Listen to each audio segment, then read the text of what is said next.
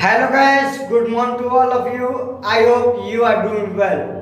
Welcome to my channel English by Amjad. आज सबको इस चैनल पे बहुत बहुत स्वागत है, वेलकम है। आपने इस चैनल को क्लिक किया है।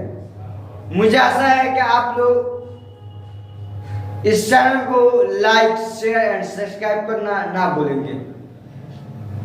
आज हम डिस्कस करेंगे today we are going to discuss to some extent.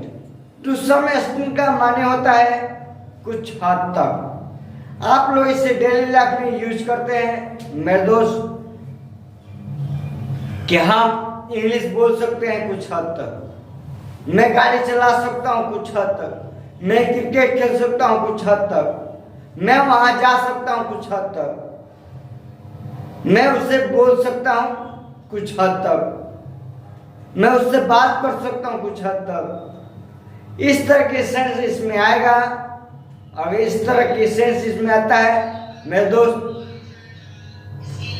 तो हम लोग इसे कैसे बनाएंगे? हम लोग इसे हम लोग इसे टू सम एक्सटेंट से बनाएंगे। किससे बनाएंगे? टू सम एक्सटेंट से। इसमें सबसे पहले आपको रूल जानना होगा। किसी भी चीज को सीखने से पहले उसका रूल जानना बहुत जरूरी है। तो रूल जानने के लिए सबसे पहले sentence plus to some extent. Sentence जो है आपका किसी में भी हो सकता है, प्रेजेंट में, पास्ट में, फ्यूचर में, या मोडल वर्ब से हो सकता है। तो आज हम लोग यूज करेंगे मोडल वर्ब से कि इसको किस तरह बनाते हैं।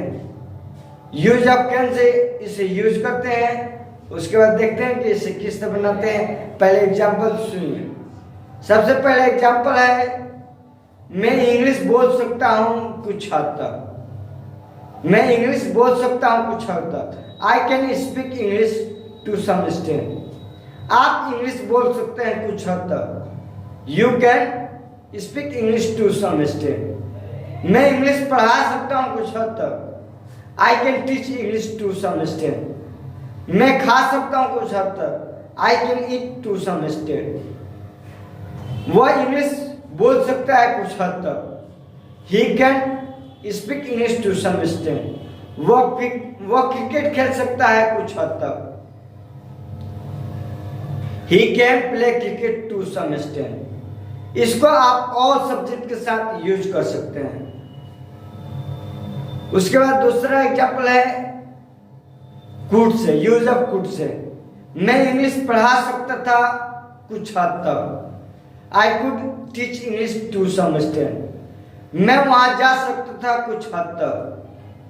आई could go there to some extent. मैं क्रिकेट खेल सकता था कुछ हद तक।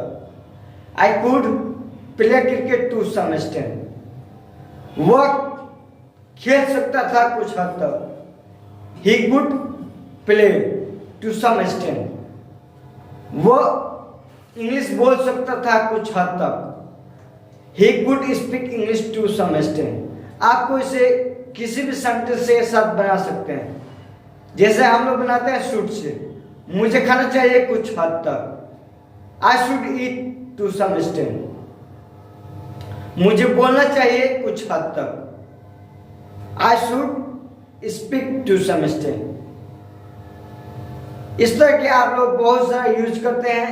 जैसे आप टेंस से यूज करते हैं। टेंस प्रेजेंट इंडेफिनिट से, प्रेजेंट कंटीन्यूअस से, दोनों से यूज करते हैं। जैसे कि मैं बोलता हूं कुछ हद तक। I speak to some extent.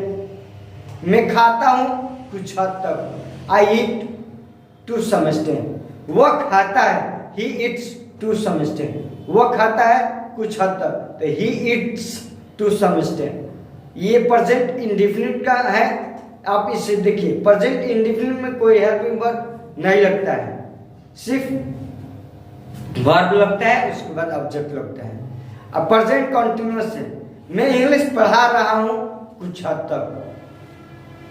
I am teaching English to some extent. I am teaching English to some extent. मैं खा रहा हूँ कुछ हद तक।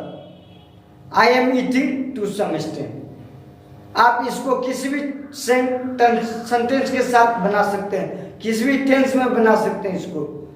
अभी हम बहुत सी देखें कि प्रेजेंट में बनाए, इंडेफिनिट में बनाए, कंटिन्यूस में बनाए।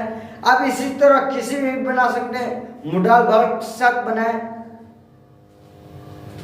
मुझे आशा है कि आप लोग इसे समझ गए होंगे। आप लोग इसे लिखें और प्रैक्टिस करें। क्या कर? प्रैक्टिस। प्रैक्टिस ही मोस्ट इंपॉर्टेंट है। Keep learning, keep processing, keep top.